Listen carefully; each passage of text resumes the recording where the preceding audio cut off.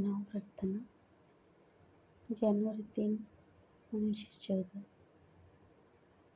ମଝିରେ ମଝିରେ ନିଜ ଭିତରକୁ ଦୃଷ୍ଟିପାତ କରି ଦେଖିବା ଭଲ ଯେ ଆମେ ନିଜେ କିଛି ନୁହଁ, କିଛି ବି କରିପାରିବୁ ନାହିଁ,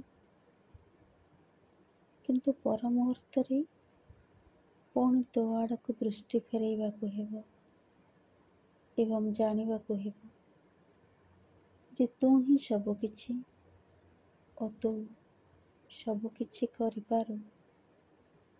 ତୁ ଆମ୍ଭମାନଙ୍କର ଜୀବନର ଜୀବନ, ଆମ୍ଭମାନଙ୍କର ଶ୍ରଦ୍ଧାର ଆଲୋକ, ତୁ ଆମ୍ଭମାନଙ୍କର ଭାଗ୍ୟର ବିଧାତା।